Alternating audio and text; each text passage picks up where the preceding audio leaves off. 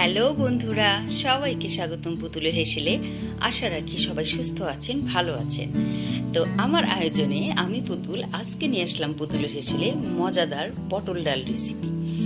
তো ডাল তো আমাদের বাচ্চা ঘরে থাকলে সাধারণত প্রতিদিনই করতে হয়, আর সবজিও তো খেতে হয়। তো একটু অন্যরকমভাবে করলে বেশ ভালো লাগে। তো মুসুরির ডাল, মটরের ডাল, বিভিন্ন ধরনের ডাল আমরা প্রতিদিন খেয়ে থাকি। তো মুসুরির ডালটা ঝটপট হয়ে যায়। তো আমি আজকে যে রেসিপিটা করব, এটা দুপুরে ভাতের সঙ্গেও বেশ ভালো যাবে এবং সকালে নাস্তার সাথেও খুব ভালো যাবে। খুব চটপট একটা রেসিপি। তো বাচ্চাদের জন্য এটা উপকারী। ডালটা তো শরীরের বৃদ্ধির জন্য ভালো, প্রোটিন সমৃদ্ধ খাবার। তো এই জন্য আমি নিয়ে নিয়েছি মুসুরির ডাল, এখানে 1 কাপ। তো ডালটাকে আমি সুন্দর করে ধুয়ে ভিজিয়ে রেখেছি। এখন আমি রান্না শুরু করছি। তো প্যানে আমি দিয়ে দিয়েছি তেজপাতা, 2টো শুকনো মরিচ, আর এখানে দিয়ে দিলাম আমি গোটা জিরে। আস্ত জিরে দিয়েছি এখানে আমি।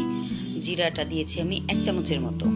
তো জিরাটা যখন ফোড়নের খুব ভালো গন্ধ বের হয়েছে, তো তখন এর মধ্যে আমি দিয়ে দিচ্ছি কোয়া রসুন, থেতো করা রসুন। দেখুন এখানে 5 কোয়া রসুন দিয়েছি আমি। রসুনের কোয়াটা একটু বড় ছিল। তো রসুনটা এভাবে আমি একটু উল্টে পাল্টে নিচ্ছি। রসুনটা যখন একটু হালকা লাল ধারণ করবে রংটা, তখন আমি এর মধ্যে পেঁয়াজ কুচি দিয়ে দিব। দেখুন এখানে আমি 1/2 কাপ পেঁয়াজ নিয়েছি। এটা পরিমাণ অনুযায়ী, কেউ পরিমাণ বেশি নিলে, ডালের পরিমাণ বেশি থাকলে পেঁয়াজ বেশি দিতে পারে, কেউ বেশি খেতে চাইলেও বেশি দিতে পারে, কোনো সমস্যা নেই। তো পেঁয়াজটাকে এভাবে আমি খয়েরি রং না আসা পর্যন্ত খুব সুন্দর করে ভাজতে থাকবো। তো পেঁয়াজের রংটা যখন চেঞ্জ হবে, দেখুন হালকা হালকা লাল রং ধরে গেছে প্রায়। তো এভাবে আমি পেঁয়াজ আর রসুনটাকে সুন্দর করে ভেজে নিব। পেঁয়াজ আর রসুনের এই ভাজা গন্ধটাই এই ডালটাকে সুস্বাদু করে তুলবে এবং খুব টেস্টি করবে, গন্ধটা বেশ ভালো উঠবে। তো এখন আমি যে ডালটাকে ভিজিয়ে রেখেছিলাম, সেটা সুন্দর করে ধুয়ে এর মধ্যে আমি পেঁয়াজ রসুনের মধ্যে আমি দিয়ে দিচ্ছি। দেখুন সবগুলো ডালই আমি খুব ভালোভাবে দিয়ে দিচ্ছি। তো ডালটাকে এখন আমি একটু নাড়াচাড়া করে ভালোভাবে কষিয়ে নিব। দেখুন ডালটা কিন্তু একটু ফুলে উঠেছে। তো এই ফুলে ওঠা ডালটাই, তো এখন দেখুন আমি নিয়ে নিচ্ছি পটল কেটে নিয়ে নিয়েছি চাকা চাকা করে। খুব বেশি পটলের পরিমাণ আমি দিইনি, এখানে ডালের পরিমাণ অনুযায়ী দিয়েছি। তো পটল এভাবে কেটে আমি ধুয়ে রেখেছি। তো ডালটাকে এভাবে আমি আরেকটু কষিয়ে নিচ্ছি। ডালটা কষানো হলে ভালো একটা গন্ধ বের হয়। এর মধ্যে আমি দিয়ে দিচ্ছি একটু বেশি পরিমাণে কাঁচামরিচ। তো কাঁচামরিচটা আপনাদের পছন্দ অনুযায়ী, কেউ ঝাল বেশি খেতে চাইলে বেশি দিতে পারেন। তো এখন আমি পটলগুলোকে ডালের মধ্যে দিয়ে ডালগুলোকে আমি সুন্দর করে কষিয়ে নেব। পটল আর ডালের মধ্যে আমি দিয়ে দিচ্ছি হলুদ গুঁড়ো। এরপর আমি দিচ্ছি এখানে জিরা গুঁড়ো।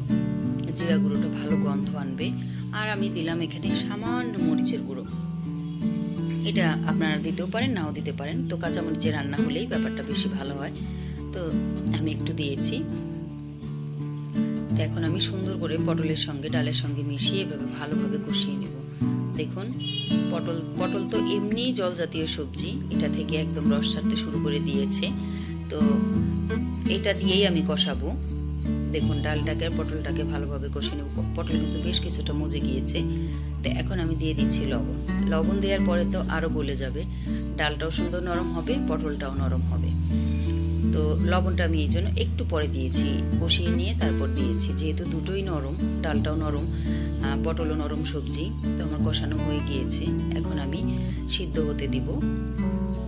এটা সিদ্ধ হবে, পটলও যাতে সিদ্ধ হয়ে যায়, ডালটাও যেন একদম গলে গিয়ে একদম যেন নরম না হয়ে যায়, এটা খেয়াল রাখতে হবে।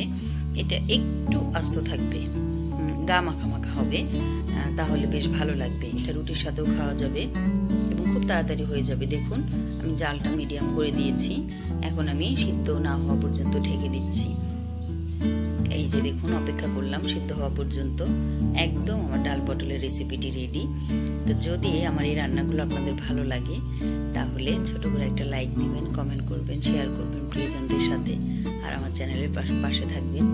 তো দেখুন ঝটপট রেডি আমার ডাল পটল। এখন আমি চুলা বন্ধ করে দিয়ে ঢেকে আপনাদেরকে দেখাচ্ছি। আপনারা এটা ট্রাই করতে পারেন সকালবেলা, তো সবজিটাও খাওয়া হবে। ঘনত্বটা দেখুন, আমি একটু প্যানটাকে নাড়া দিয়ে আমি একটু দেখিয়ে দিচ্ছি। দেখুন কি সুন্দর একদম পটলের গায়ে গায়ে লেগে আছে, আর ডালগুলো একদম গলেও যায়নি। খুব সুন্দর, এটা খেতে খুবই সুস্বাদু হয় এবং ঝটপট রান্না হয়ে যায়। তো এটা করে দেখবেন, আশা রাখি সবার ভালো লাগবে, সবাই সুস্থ থাকবেন।